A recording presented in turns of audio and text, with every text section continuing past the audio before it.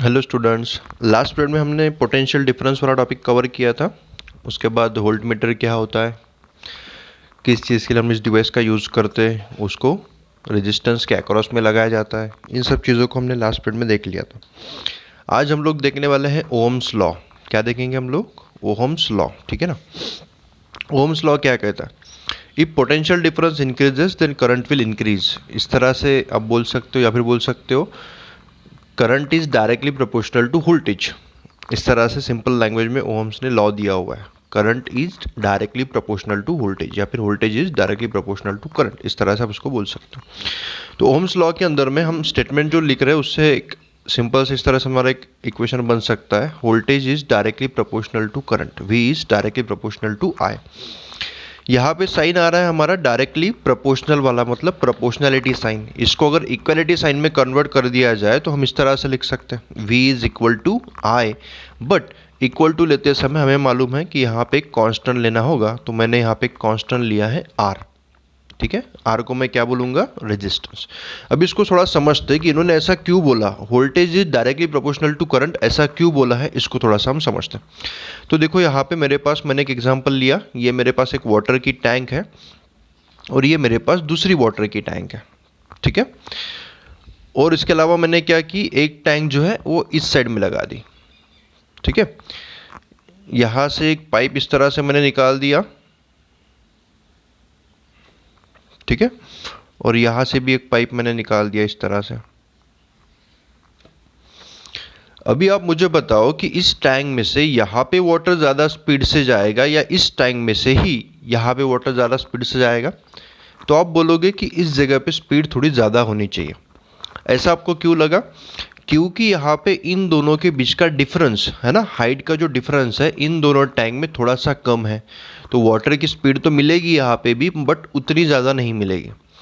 इस केस में टैंक का डिफरेंस थोड़ा सा मैंने बढ़ा दिया है, तो इस केस में आपको वाटर की स्पीड जो है कैसे मिलेगी? थोड़ी ज़्यादा मिलेगी।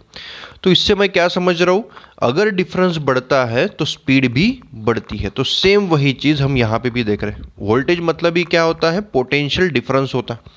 तो पोटेंशियल डिफरेंस जितना बढ़ेगा उतना ही करंट क्या होना चाहिए? करंट मतलब the speed of the electrons, हमने पहले ही पढ़ा था, है ना। तो उसी तरह से आप क्या बोल सकते हो कि जितनी वोल्टेज बढ़ेगी, जितना पोटेंशियल डिफरेंस बढ़ेगा, उतना ही करंट की वैल्यू में भी इंक्रीज आपको देखने को मिलेगा। मतलब ही क्या हुआ? Voltage is directly proportional to current, ठीक है ना। वोल्टेज बढ़ेगा तो करंट की वैल्यू भी साथ साथ बढ़ेगी। बट इसमें एक चीज़ है जो उसके ऊपर एक इफेक्ट करेगा और वो है रेजिस्टेंस। अभी रेजिस्टेंस क्या होता है उसको भी थोड़ा सा समझते हैं। तो देखो मैंने यहाँ पे एक डायग्राम बनाई है, मेरे पास में ये एक मतलब मेटल का रॉड है, ठीक है।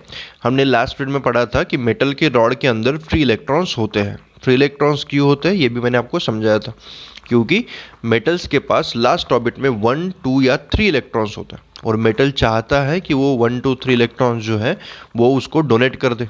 क्यों डोनेट करना चाहता है? ताकि वो अपना ऑक्टेट कंप्लीट कर सके, है ना। और उस ऑक्टेट को कंप्लीट करने के लिए उसके पास में जो इलेक्ट्रॉन्स है वो उसको डोनेट कर देना चाहता है। उन्हीं इलेक्ट्रॉन को मैंने क्या बोला है? फ्री इलेक्ट्रॉन्स, ठीक है ना।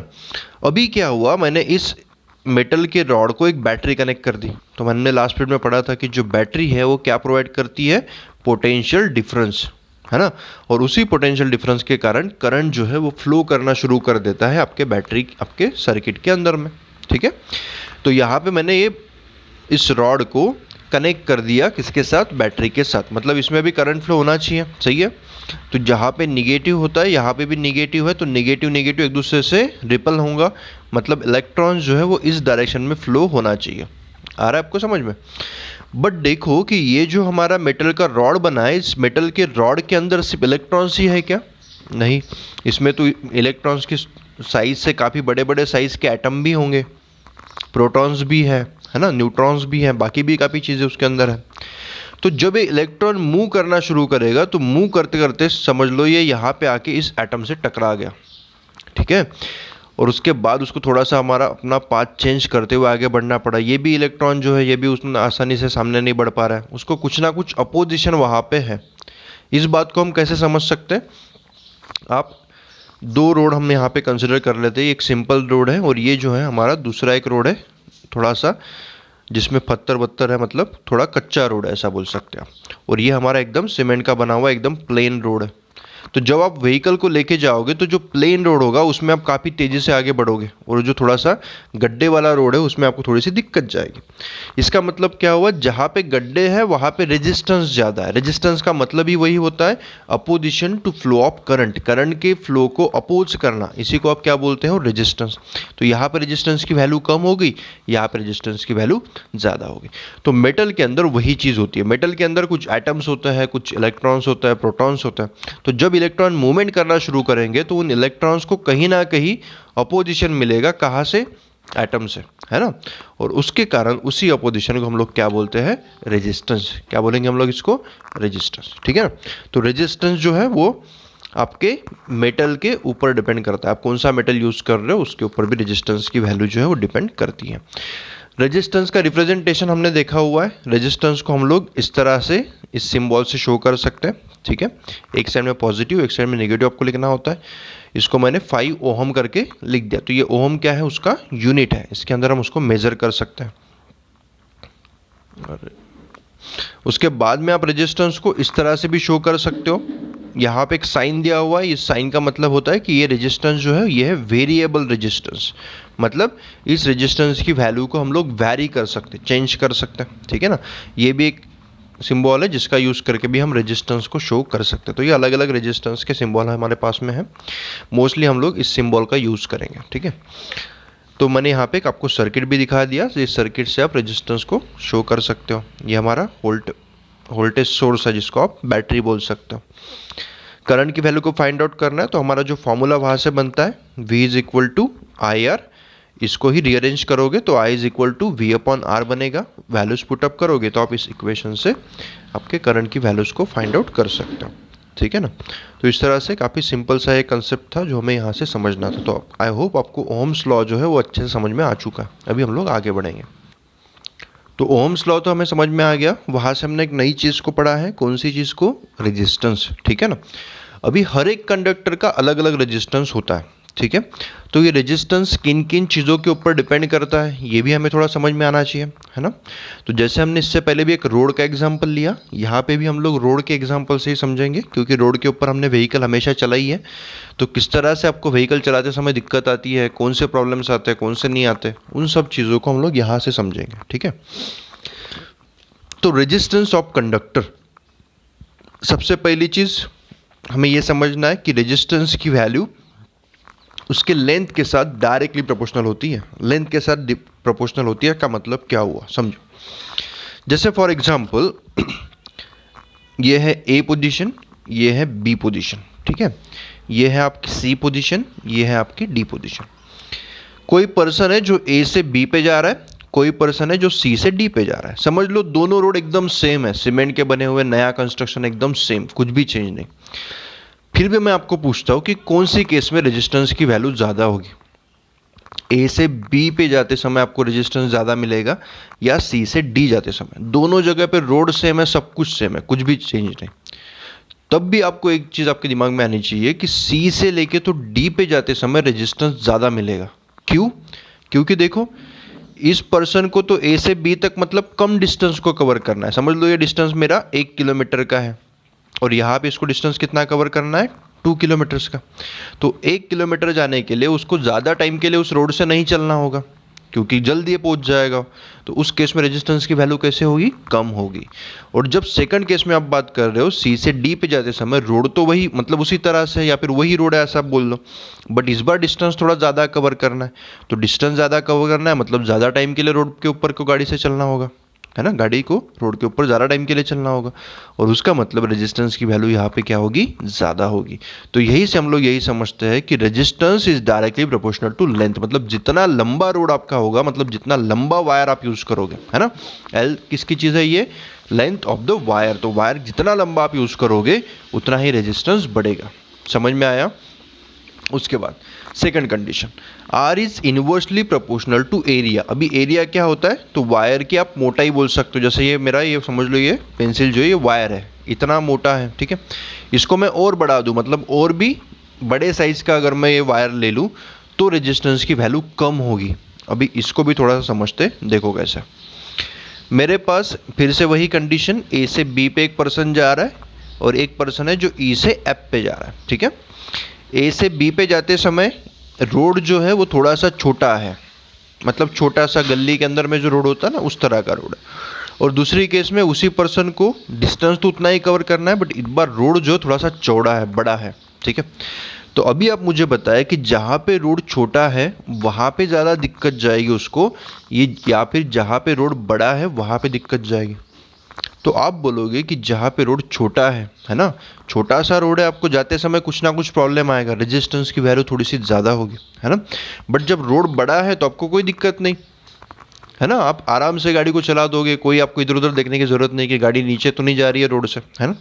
मतलब यहाँ से मैंने क्या समझा कि रेजिस्टेंस की वैल्यू एरिया के साथ इन्वर्सली प्रोपोर्शनल होती है। मतलब जितना चौड़ा वायर है, जितना ब्रॉड वायर आप यूज़ करोगे उतना ही रेजिस्टेंस कैसे होगा, कम हो जाएगा। समझ में आया आपको? तो यहाँ से मैंने दो इक्वेशंस को फाइंड आउट किया है। R is directly proportional to L and inversely proportional to A. But यहाँ पे भी फिर से प्रोपोर्शनलिटी का साइन आ रहा है, मैं इसको इक्वलिटी में कन्वर्ट कर दूँ तो मेरा इक्वेशन बनेगा r is equal to rho l by a, है ना। तो आपको यहाँ पे समझ में आ चुका है। तो यहाँ पे मैंने जो ये रो नाम का एक कांस्टेंट यूज़ किया है, तो ये रो क्या होता है, इसी को हम लोग बोलते हैं रेजिस्टिविटी। क्या बोलते हैं हम लोग इसको? रेजिस्टिविटी, ठीक है। तो रेजिस्टिविटी जो है वो उसको डिनोट करने के लिए हम लोग रो ये सिंबल यूज करते हैं। इस सिंबल को आप क्या बोलोगे? रो बोलोगे, ठीक है ना। तो R is equal to rho l by a. इसी इक्वेशंस का यूज करके हम लोग फिर इसके ऊपर कुछ बेस न्यूमेरिकल भी हमने सॉल्व किया, तो वो न्यूमेरिकल वाला वीडियो मैं ऑलरेडी अपलोड कर चुका हूँ, तो आप उसमें उसको देख सकते हो, ठीक है ना। अभी रेजिस्टिविटी का यूनिट क्या होगा? रेजिस्टेंस का यूनिट तो हमें पता है क्या है, ओहम। रेजिस्टिविटी का यूनिट क्या बनेगा? तो इसी को थोड़ा सा सॉल्व करते। रो इज इक्वल टू क्या होगा? ए अगर इक्वल आएगा तो आर इंटू ए और एल जाएगा नीचे।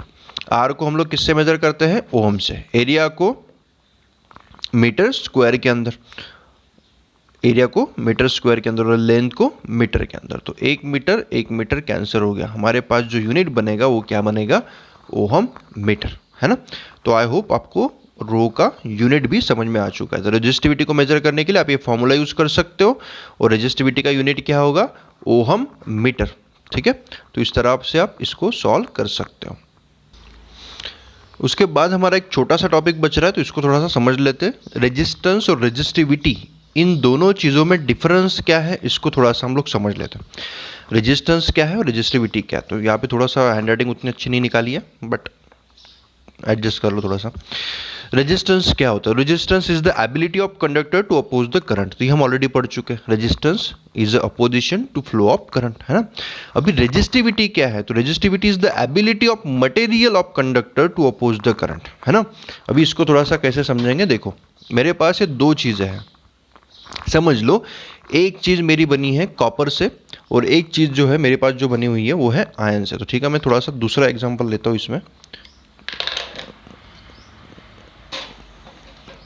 अभी इसको देखो, मेरे पास मैंने दो पेंसिल यूज़ करी है और समझ लो दोनों एकदम सेम साइज़ की है, ठीक है। तो इसी तरह से आपको क्या समझना है कि अगर ये पेंसिल मेरी बनी होती कॉपर से और ये पेंसिल जो है मेरी ये बनी होती आयरन से, ठीक है। दोनों का साइज़ सेम है, साइज़ मतलब लेंथ सेम है, दोनों की ब्रॉडनेस भी सेम है, सब कुछ सेम है। बट उसके बावजूद आप जब चेक करोगे तो आपको पता चलेगा कि कॉपर का रेजिस्टेंस कम आ रहा है और आयरन का रेजिस्टेंस ज़्यादा आ रहा है, जबकि दोनों की लेंथ सेम है, दोनों का एरिया सेम है, सब कुछ सेम है।